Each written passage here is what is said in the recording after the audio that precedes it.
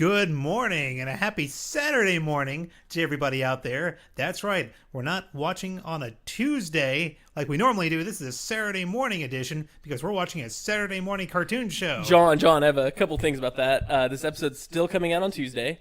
And actually, Superman the Animated Series originally aired on Friday, September 6, 1996, the day Eddie Murray hit his 500th career home run. Oh, no, Jeremy. We can't forget or leave out the fact that during the seventh inning, there was like a 2 hour and 20-minute rain delay. John, that's a little too into baseball. This is not a baseball podcast. This is Supes on Superman podcast. And just because you didn't watch all of the episodes you were supposed to, we're still going to talk about Superman, the animated series. So let's kick it over to Jon and Jeremy.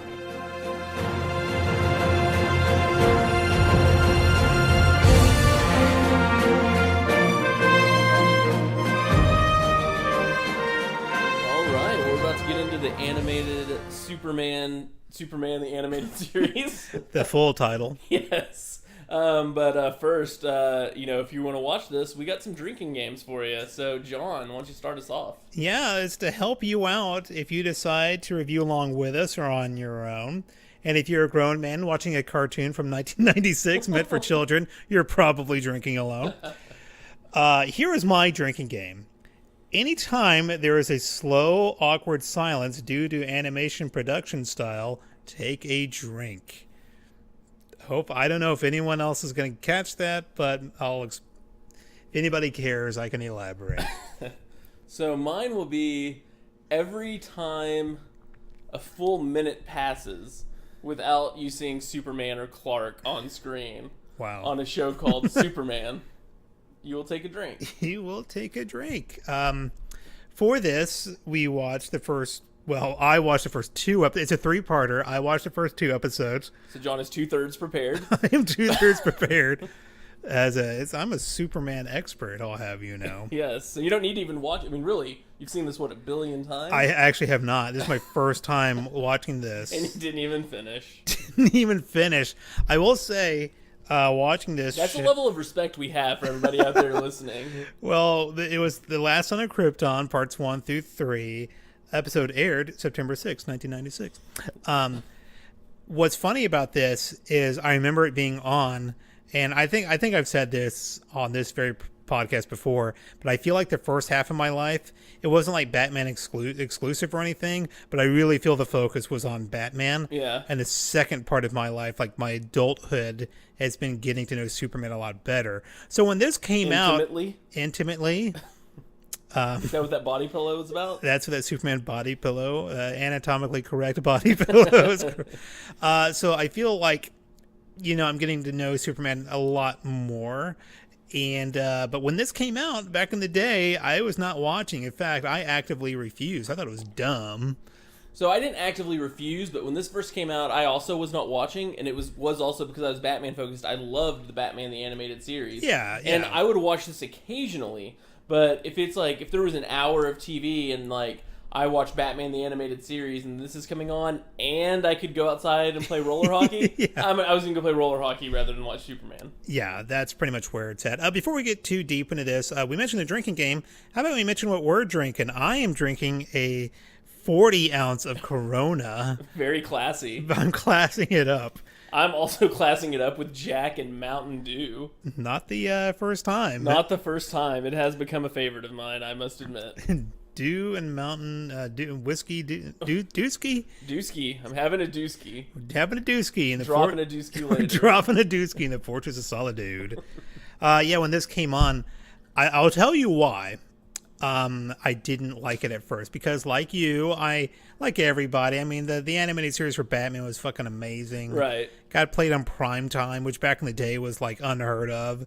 Briefly, but still, it happened. Right. So when this came out, I'm like, it worked for Batman, but it doesn't work for Superman. That's what I thought. Well, see, I didn't feel that way. I liked it. It wasn't a priority. Well, for me, what turned me off, and I'll be very, very honest, is and my drinking game alludes to this, I didn't like the way the characters are styled, designed, and animated.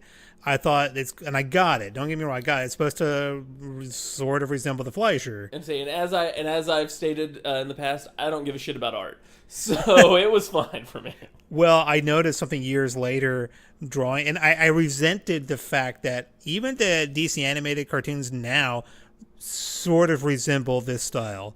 Sort of. Interesting thing that I looked up when I was trying to find about a fact or a stat. I wasn't going to talk about this, but I am since you brought it up. Mm-hmm. So Bruce Timm really wanted this to really resemble the Fleischer style of animation. Yeah. And the studio wanted it to more resemble the Art Deco Batman the Animated Series. Right. And so it ended up in this weird in-between state. Yeah, I could really see that. It's like neither of them got what they wanted. It was what neither wanted. It was a super compromise. Yes. So I really thought it worked for Batman, but I didn't think it worked for Superman. So, and of course, years later, I kind of sort of learned how to draw this style and realized it's super, I don't want to say easy, but it's easier, and it's actually easy to replicate it. And I thought, oh, that must be awesome when you have to crank out a cartoon within like a work order. You have to have a bunch of Koreans draw something like 30 minutes. That is true. Or whatever the hell. So saying all that, I enjoyed this way more than I thought I would. Yeah, I liked it a lot too. So I would like to say that I enjoyed one thing immensely, and this is something I've never noticed about Superman origin stories before, but this is like has to be the third or fourth, maybe even more than that we've looked at, where Jor-El was kind of an idiot. You know, really, you thought Jor was a schmuck? Not overall. Overall, yes, he's very well presented in this. However, it still remains that by the time he realized his work proved that it was going to be destroyed, it was too late, yet he had this theory for months yet again with no other contingency. It's not necessarily a schmuck, it's just very poor planning. Yeah, and that's the thing. Up until this point, I think this is the best Jor-El I've seen, because we get to see him actually do research in the very beginning. He's smart and he's got his shit together, but the thing is, for Jor-El to exist, he has to procrastinate. Yes, and he has to be a little lazy. Also, here's a little schmucky part. Let me ask what you thought about this. So at the beginning, he's doing his research in the caves, and this monster thing attacks him, and it gets pretty serious there. I mean, it's pretty bad. So when he gets back, he's like, what happened? It's like, I got attacked by a monster again, same old, same old. That means this has happened before. And yet, when he went down there with no weapons, nothing, no one else to even watch out. Yeah. So that's a little bit, he apparently was slightly suicidal. Maybe that's why he procrastinated. He wanted to die. You know, at first I was thinking, why do we need a whole episode devoted to Krypton? Because these are not recurring characters. Right. I mean, I get it. It helps the overall story of Superman, and these first 3 parts are like a little mini movie, so that's fine. Yeah. But another thing is, like, I think we should go deeper into Krypton to learn why Jor-El wants to fucking kill himself. So I did also like this. I feel like actually this version of Laura and Jor-El had the most healthy relationship. Yeah, they seem like people. Because she ultimately supported her husband. However, it was with doubts, which she was willing to express. They had a healthy relationship with communication. I noticed that she had black hair. I don't know if that's weird for Laura to have black hair. I remember her being blonde, but whatever. I don't know. I know. I did love the Crypto being there. Oh my god, I love Crypto. I read later that Crypto was there, but I just missed it. Oh, I love that Crypto. Yeah, the baby's playing with the puppy. The puppy's hiding under the table. I loved it. Crypto's one of my favorite characters. I missed Crypto entirely. And that is actually what drew me into watching the Superman animated series later on. So when I was in California, when I was living out in California, I happened to see, like on a DVD set on the back of one of them, or I don't know what it was, I saw that Crypto was in it. And I was like, holy shit, they have a Crypto episode? I'm buying and watching this entire series. You must have loved the Ace the Bat Hound show. It had Crypto as one of his friends, right? I need to go back and watch it. Dear God. We need to review. I was so disappointed in Smallville when they decided to name the dog Shelby. Fucking Shelby. Get out of here with that. Come on. I mean, I love Smallville, but I think there will be a bitter place in my heart for that. But, so Jor-El, he's the best Jor-El, but for Jor-El to be Jor-El, he has to be fucking kind of lazy and or suicidal. But he doesn't have to be. That's the whole thing. It could have been that this research was what made him start realizing this was what was happening. Yeah, that would have been a great twist. If this was like he's just doing routine research, researching the earthquakes to find out what's going on, and then all of a sudden this theory comes to him, but it's too late.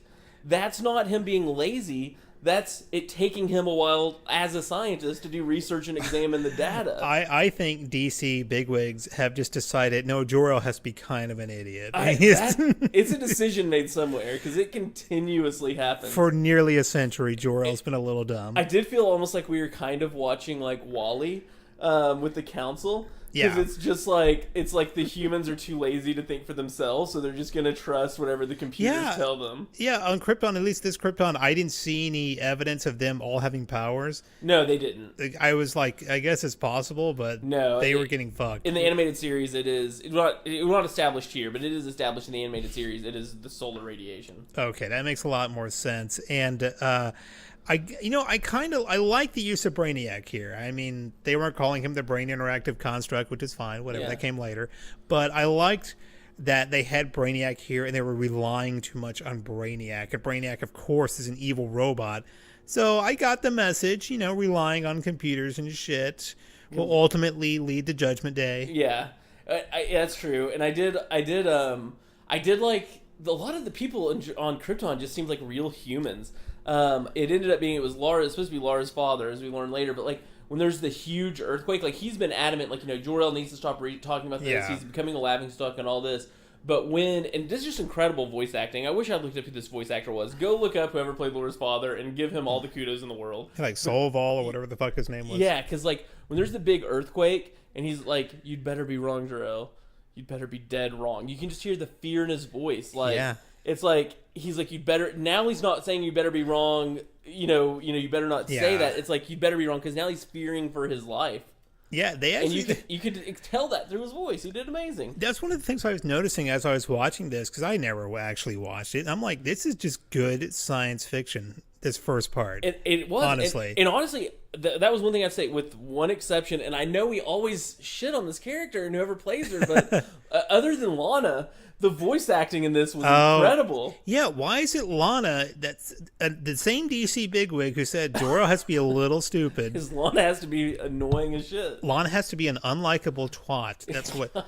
And she even says in part 2, skipping ahead a little bit, it's me, Lana. The girl's had a crush on you since like the 3rd grade or whatever. That was just exposition so we could know. And that would be important if they spent more than a minute in Clark's teenagers before. Yeah, it means nothing. It's like, hey, she could have said, hey, Earth the Clark is your best friend Lana. That's all we needed. To be fair, there are episodes later where that would come into play, but also it's a children's program, so they're going to re-establish it in that later episode. Yeah, it's not needed. It was just pointless exposition. And it also made Clark look kind of like a dick. It's like, yeah, I know you want me. But I loved how pissed off he looks, like, how many times you looked in the girls' locker room. And also, how does she just take all that shit in stride?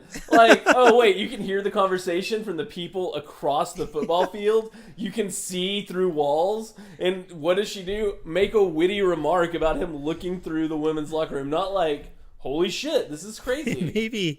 Maybe this is why she's a good friend. Like, she'll just like, hey, you have powers. What the fuck? Also, to be fair, until he runs off, she may have thought he was just being a dick to her. Right. Like, I can see so-and-so in there. I can see, and she's like, just playing along. Because she's probably tired of Clark stringing her along and her emotions, which is a recurring thing in Smallville, Clark's power play. Yeah. Well, especially for Chloe. For Chloe, more so. For Chloe. Yeah. I don't want you, but I want you to want me. Yeah. That type of thing. It's nice to be wanted. It's nice to be wanted. I noticed Martha had black hair. Mm-hmm. Neither here nor there. Yeah. Just a especially choice. Since she normally has gray hair. Like, it's like, what, I mean, yeah, in Smallville it was red, and there's a few comics where it's been red. I've also seen comics where it's been blonde. Yeah, I'm like, okay, that's kind of cool. Never seen that before. However, Paw seemed almost like a repressed homosexual to me. There was something off about Paw. He just seemed like, he's like, oh, now Martha, we can't be taking that kid. I really wanted more from Mon Pa. I wanted, like, it was, the Krypton stuff was good, but I also thought we don't need 20 minutes of this. We really don't. It really, I wish that they had spent, like, The 20 minutes on Krypton was fine. I'm actually okay with that. Yeah. I wish we had then had a 20 minutes of teenage Clark. And then Yeah. the third part being 20 minutes of Superman. Yeah, they glossed over a lot. I'm thinking, okay, the first 3 parts, Krypton, Superboy years, well, Superboy, whatever. Yeah. And adult Clark. Yeah. Part 3. That's what I was expecting, but no, we just Clark's going through puberty. Now he's an adult. Now he just decided to become a reporter because you all know Superman, right? What he does. Mm-hmm. One thing I noticed when Clark's rocket landed on Earth, it didn't crash, it just landed. Yeah. It was very good programming. Jor-El's obviously a brilliant scientist. He's just when a he little lazy. feels like it. When he feels like being a brilliant scientist. What's funny, he always, and this is also a thing that comes up a lot, where he's like, there's room for you, Laura. Like, is there? Yeah. There's room for toddler Clark. He did say with a few hours of reprogramming. No, that's true. And that's, again, Jor-El being a shitty scientist. Because within a few hours, the whole planet was destroyed. If Laura had said, yes, let's do this. To give Jor-El the benefit of the doubt, maybe, since no one believes him, he has no staff and he has to do all this shit himself. Even so, why suggest it when you know the planet's being destroyed that night? And it's going to take several hours.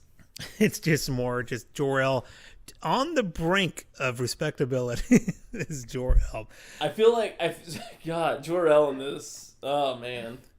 And anyway, so moving on, Clark is now a reporter. Yeah. We did not get the scene, which has been some of our favorite scenes in the other origin stories, of Clark being hired. Yeah, he was already hired. It just seems so odd that they would focus so much on Krypton, which was fine, but the important key elements to the development of Clark, they just assume Superman because he's been around for 70 fucking years or whatever. I'm like, I guess, but this show is called Superman. It is about Superman. We did get the nice. Oh, well, you wouldn't know this. I wouldn't know. Watch the third episode. I couldn't be bothered to watch the third episode. We did get a nice little scene. So the second episode actually ends on a nice cliffhanger. So at first, when we were watching the first appearance of Superman, he's done a few little things here and there, but no one's ever really seen him. His first real appearance as Superman is he's stopping this military suit from being stolen, and there's a fighter plane, and it shoots at him. And at first I was like, come on, I know later in the series he flies over the speed of light. Yeah. Are they really going to say he's having a hard time avoiding this? And no, they don't. He just dances around it kind of in the air. Yeah. But then because of that, it strikes the plane. Because, hey, it's early on in his career. He wasn't really thinking about stuff like that. I like that. So, and we also got the traditional, him stopping a plane from crashing. Yeah. For his first big appearance. But after that, he goes, and we do get another scene with Ma and Pa. And it was actually really nice. And it was basically about him, what am I going to do? Do I have to give up Clark Kent to be Superman? Right. And it's just sort of no, you can do both. And it was a really nice scene. The entire time, I just kept thinking, though, that, Ma seems to be all for this. And once again, I don't know who it was playing Paul or what it was, but it just sounded, once again, like he just really wanted to divorce Ma and marry, Pete's dad. And that would be great. They should do that. He seems like he'd be much happier. He would be a happier Pa. He would be a happier Pa, and it would be a more diverse DC universe. It would fit in with today's DC, that's for sure. It would be up there with Clark renouncing his U.S. citizenship and all that, which I forgot about completely. But it was brief.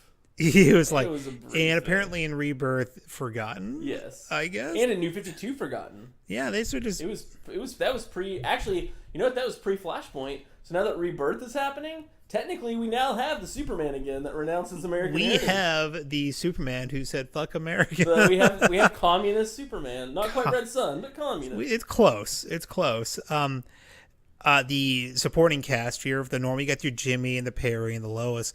And the Lex. Lex was good too. I enjoy the Telly Savalas Lex, I guess. I just know Clancy Brown providing the voice. I felt like the Lex in this, to be honest, I was talking earlier about how I loved all the voice acting. I feel like the Lex is bland in this. Really? I do know from having watched more of the series that I do feel he grows into it. Yeah. But here, I just felt it was kind of bland. I can see that. Well, another thing, this is Lex... And we have to Superman. He's been active, but he's brand new. Yeah. So this is Lex not really understanding Superman just quite yet, right. And this is Lex I'm still pretending to be like, I'm here to help you, Lex. So Right. he's going to be a little boring. True. I would say that. But I did like how he was so interested, which you again wouldn't know, that he was so interested when it was like, oh, an alien in my own backyard, and it sort of implied that he'd been searching for an alien. Yeah. And if my memory serves me correct, and if it doesn't, feel free to let me know at soupsonpodcast@gmail.com Yeah. or on Twitter that he's been in contact with Brainiac. Because I do feel that, like, they reveal later in the series that he had been in contact with Brainiac even before this. Right. And so he knew there were aliens, and he's like, oh, now there's an alien right in my own backyard. Well, no shit. Superman like Lana taking this all in stride. Exactly. He's loving it. I did like the parallel. So at the end of the third episode, when Superman goes to confront Lex, it was very similar to the end of the first episode of The Adventures of Lois and Clark. Right. When did this come out? Did you say 96? 96. So this would have been after Lois and Clark. So so I guess it was referencing probably the Lois and Clark thing, but I just liked him floating above Lex having to look up at him. Yeah. Though in this one, for those of you who do watch it, John, if you ever see it, there is this moment where Lex is just like asking him questions and Superman's just staying silent, and he's like, "Oh, not the speaking type or whatever, like the strong silent type." But it is an uncomfortably long time before Superman speaks. That's Superman's real power. Just the silent treatment. Super silent treatment. I'm being given the super silent treatment. The supporting cast, I thought... I was never really one to be like attracted to cartoons or anything like that. I mean, I could recognize if a cartoon's drawn to be like... I got you. You want to bone Lois. I do want to bone Lois in this. I always thought, even like when I would see pictures and shit when I was a kid, I'm thinking like, Lois, let skirts working for Lois. And speaking of things working, there were things that not working. Like, I just want to ask this, Jimmy? Yeah. Mullet? Would you call that a mullet? Yeah, and I also feel like his freckles are way overdone.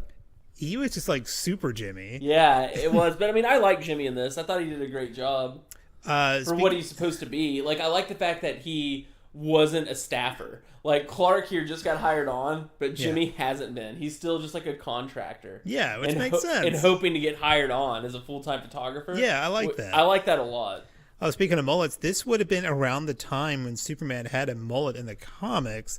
Yeah. Or somewhere around that time. It would have been around that time. I don't know. This might have been around Superman Red Blue, or is that a little bit late? I think this is around the time where he's getting his... In fact, I read something, from what I did prepare for this, that there was like a brief consideration of having Superman be having the electro powers, but ultimately they were like, a lot of people are being reintroduced to Superman this way. Yeah. And let's not go with the Electro Supes. Let's just... That's good. Good decision. Good decision. DC bigwig who hates Jor-El and Lana.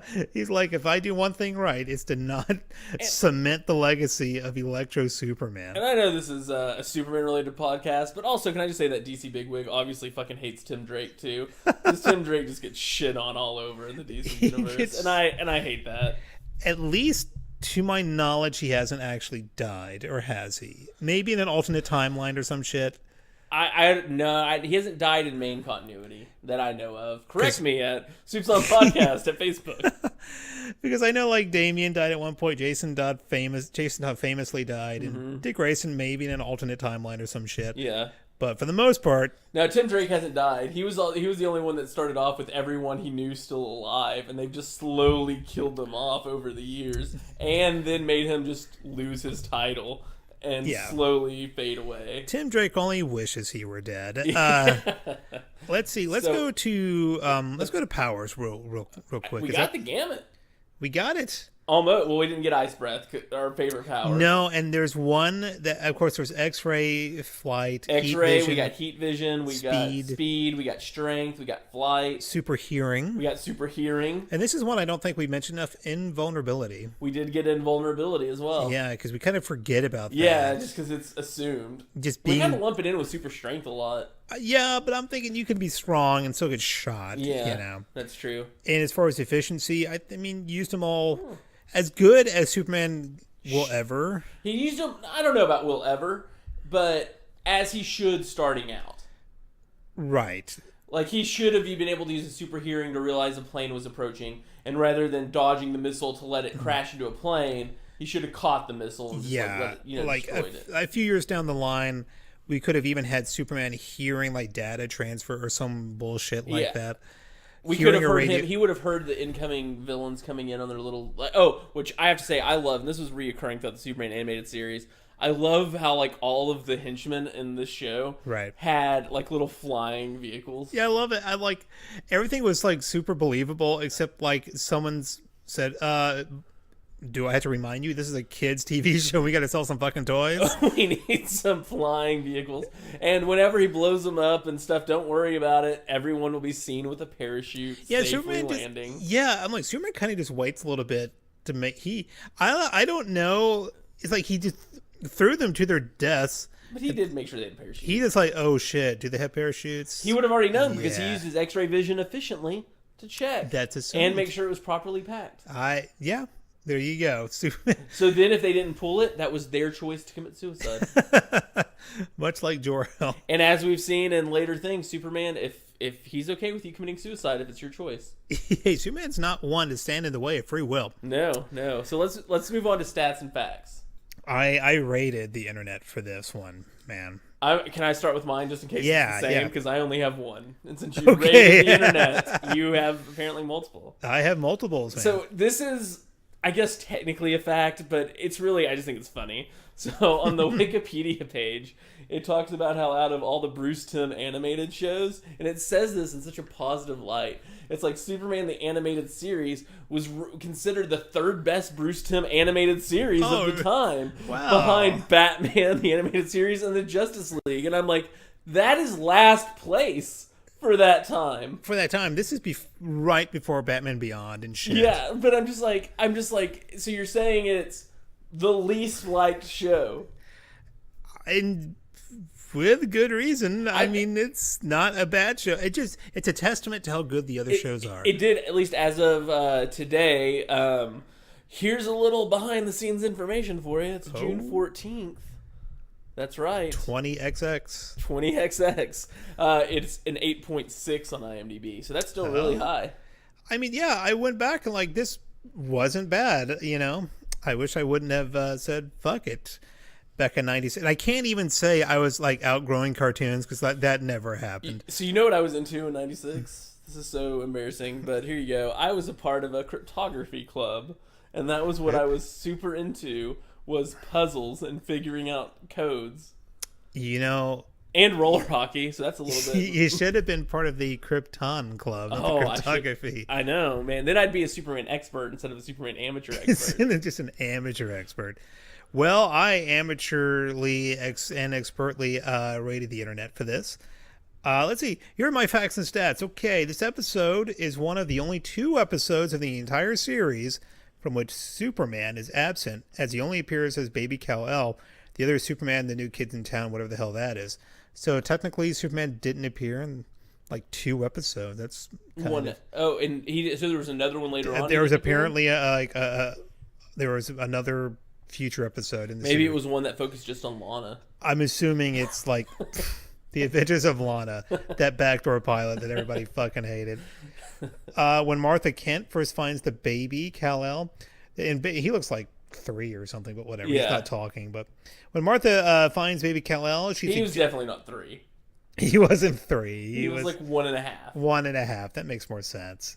Let's see. And he had baby strength. Yeah. By the way, his powers developed at puberty, but he still had baby strength. So there's something. Martha Kent first finds baby Kal-El. She suggests names like Christopher and Kirk as possible names, settling on Clark, her maiden name, which I didn't know. At least. Yeah, that's consistent. They've had that throughout. So that's.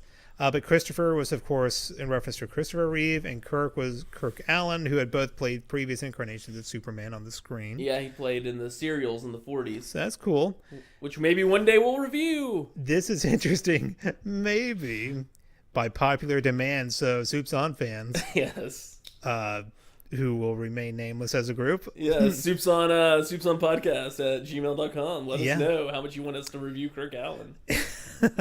the actor, the man, not the man, the legend, the myth, the person that comes to everyone's mind when they hear Superman. When you hear Superman, and you're a great grandparent who went into a coma in 1950 and just woke up. Oh, is Kirk Allen still plays Superman?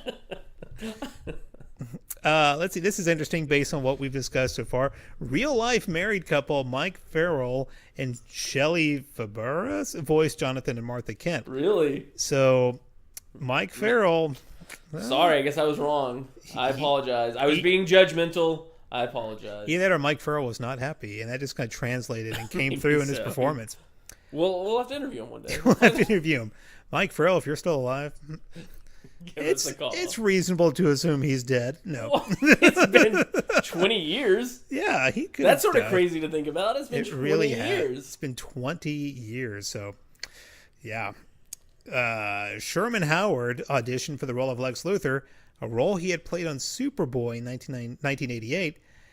Clancy Brown originally auditioned for the lead role of Superman. Well, you know his problem with him playing Superboy, as we've learned, is they don't like to cast people who've been that before. They don't like to do that, which is why fucking bullshit. Christopher Gerard didn't get the part of Clark and Lois and Clark. Which is probably why I was about to say it's probably why Tom Welling won't ever play anything again, but that's because Tom Welling. That's because Tom Welling says fuck that. Yeah. Which, Tom Welling, if you're listening, and I know you are, come back, man. Yeah, we love you. Just fucking do it. Let's see. Yes, so the guy who played my favorite Lex of all time in the Superboy 1988 show auditioned to be Lex. And they apparently said, we don't need every 80s bully to play adult Lex Luthor. We don't need class president Lex Luthor to play businessman Lex Luthor. Clancy Brown, who voices Lex, auditioned for the role of Superman. But when Bruce Timm heard his audition, he immediately offered Brown the part of Luthor, which is all right. This one is my last one I have to mention, and it's something that made me even more bitter about this show when it first came out. It's because, again, the art direction I hated, and still not crazy about, but I hate it anytime there is not a yellow S on the back of Superman's cape. That infuriates me, and I don't know why. It's nostalgia, I guess, because quote-unquote my Superman always had an S.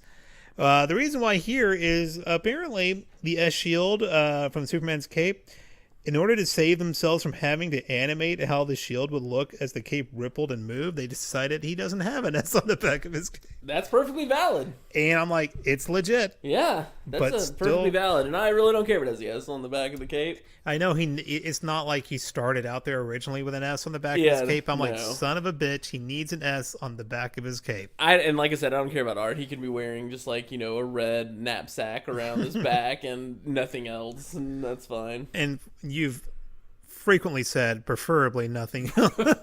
True.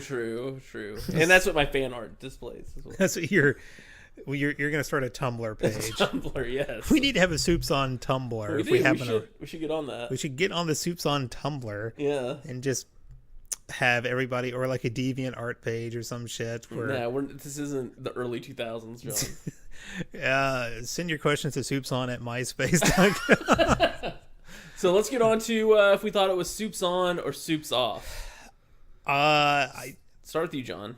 I'm gonna go with this is only with me seeing the first two episodes. Yeah. But these first two episodes were knockouts, man. I gotta tell you, I'm gonna go with Soups on, and the reason is I think this did a very excellent job of doing what it was set out to do, and that is reintroduce Superman to a lot of people.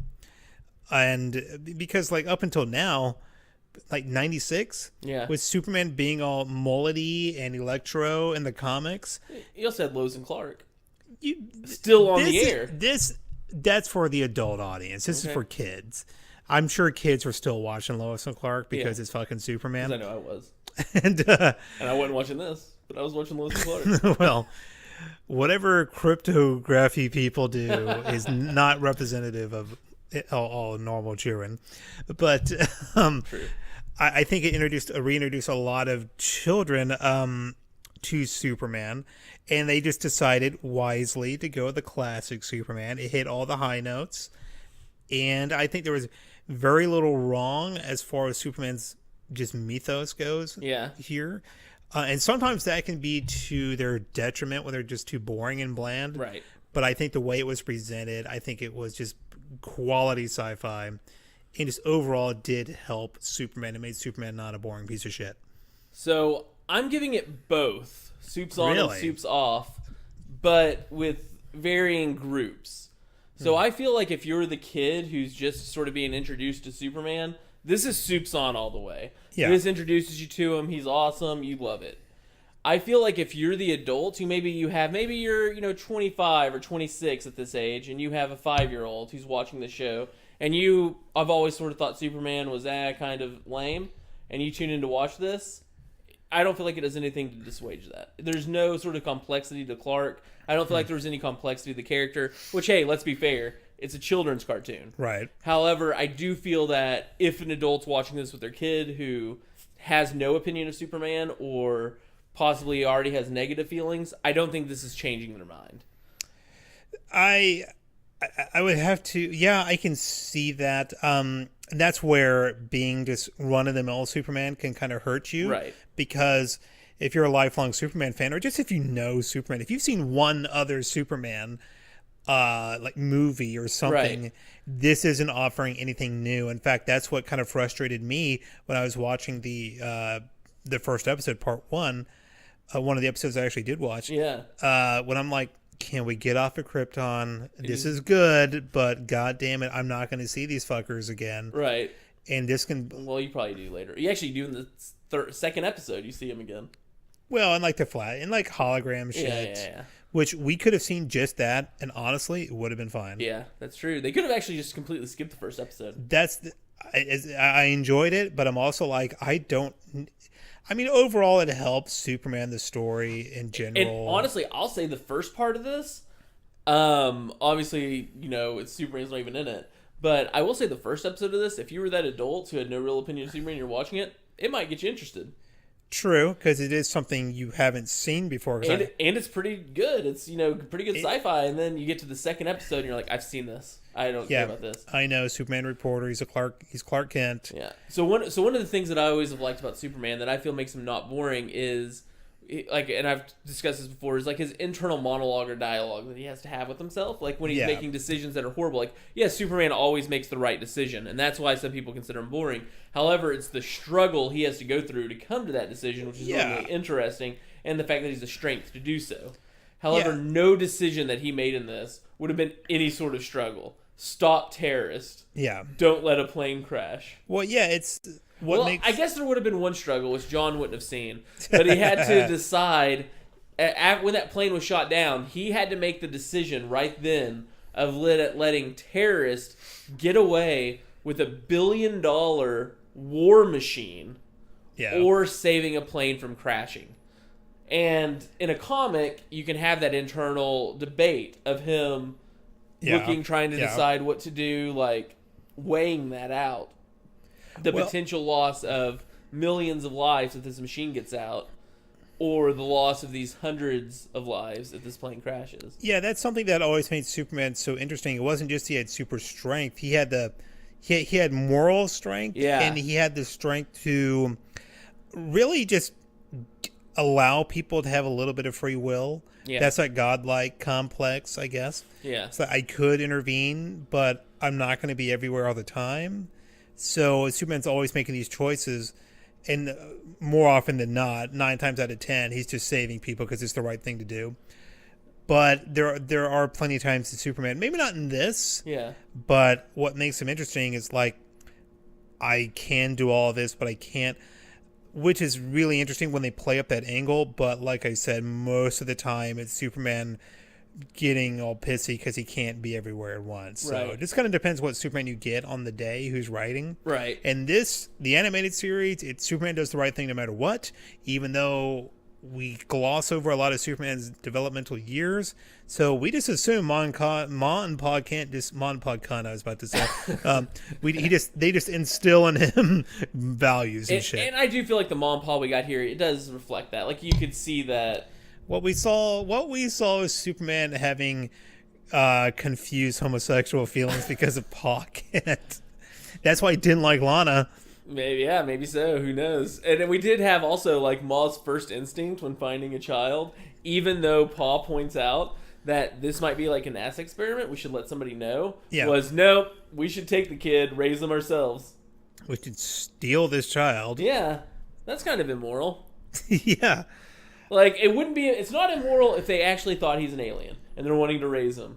But the fact that Pa honestly thought it might be a NASA experiment, that makes it slightly immoral. Yeah, it makes it look like they're just stealing property Of the U.S. government. the U.S. government. Because they had no idea that he was from another planet. Not until Clark had his memory box did they know that. I think a lot of it, the rocket landing on its own really makes it seem like Paul is really justified in thinking that there's something here. There's something up to this. Yeah. Now, before, it always just crashed and they thought the baby was in danger. Right. But here it's like, no, he's fine. Yeah. We just leave him here and wait for NASA, Buzz Aldrin, to fucking come pick up baby Clark. Exactly. Year-and-a-half-old Clark. So I would like to point out one other thing that we didn't mention earlier that I did like in this. And that was, so in Smallville, he was the Blur before he was Superman. Yeah. In this, he was the Angel before he was Superman. That's true. So he was saving people in secret. Yeah, there was, I may be getting my things confused here. I am. I was about to bring up something that didn't happen in this episode. So, but I did like that. I did just, because you don't see that too often. Normally it's just he goes straight from Clark to, depending on which version you're looking at, to Superboy to Superman. I think because the reign of this Superman happened not too long before this, we had the new Superboy, so maybe that played a part. And if they didn't have him be Superboy, that is true. Because, I mean, it kind of depends on what version, because up until this point, let's post-Crisis, pre-Flashpoint era, which lasted a long time. Post-Zero Hour. Post-Zero Hour, I guess. Pre-Infinite Crisis. Pre-Infinite Crisis. In the year of our Lord. This isn't a history podcast. It is not a history. So in this version, I don't know if he was Superboy, because there's lots of versions where he just wasn't. I'm almost 100% positive he wasn't, and I'm almost 100% positive they introduced Superboy in this later. I know Steel makes an appearance, but... Yeah. Other than that, I mean, I only watched the first 2 episodes. I mean... You need to watch the rest of the series. You have... Well, you know what? Why don't we just take a break while John catches up on the entire rest of the series? No. I'll need another 40 outs if we're doing that. So do you have any other thoughts on this episode, John? I will say that I kind of wish I would have told my younger self to give this show a chance. Even though, I got to be honest with you, in 96, I don't know what the fuck I was doing in 96. I cannot remember. Strung out on crack. Strung out on crack cocaine. I was at the cryptography club. You were at the crack club. I got to tell, I was probably doing nothing. Had time to watch the show, just didn't. 96, all I was doing was honestly, really, it was all about, I got to put on my rollerblades and play roller hockey. That was my number one focus in 1996. Wake up, strap on the skates. Strap up. I used to rollerblade to school at that age. Which beats what the hell I was doing, which I can't even remember. That's how inactive I was. I know for a fact I was still watching cartoons, so it's like I could have fit this in the schedule. I definitely was still watching cartoons too. Until I started hearing other kids in the neighborhood outside. Then I'm like, oh, all right, time to go outside and rollerblade. That was not happening with me. That was not happening with me. But we do still have our diss track coming up, so stay tuned for that. Stay tuned for that. If you, I believe next week is Action Comics number 1, New 52. Is that correct? The New 50 Deuce. New 50 Deuce, Action Comics number 1. So if you have any comments or anything, email us at supesonpodcast@gmail.com, or you can find us at supesonpodcast at Twitter or Facebook. That's right. As we discussed earlier, we need a Tumblr. We need a Tumblr. Maybe that'll exist by the time you're listening to this. Maybe that. Well, hey, we'll getting after it. Maybe an Instagram. You know what? Maybe we'll have a Vine account. We may do a Vine. If you want us to do Vines, Vine us at a Vine that doesn't exist yet at the time of this recording. But anyway, well, thanks for joining us, and we'll see y'all next week. Lex Luthor is a punk bitch. Was on team no kill if I'm about to switch. Murder, murder, murder. Heat vision, see in red. X-ray vision, see you dead. I'm just fucked up on this kryptonite. High as a kite, Lois looking tight. I'm animated, contaminated, damn, I'm faded. Mad respect for Jor-El, my pop so faded. Voiced by Tim Daly, on your ass daily. Don't think I forgot about Brainiac. But guess what, Baldy? I'm a maniac. I ain't playing with you, Lex. You's about to die. You's about to cry. You's about to wonder why. You's gonna try. I won't bat an eye. Find your corpse on the moon, bitch.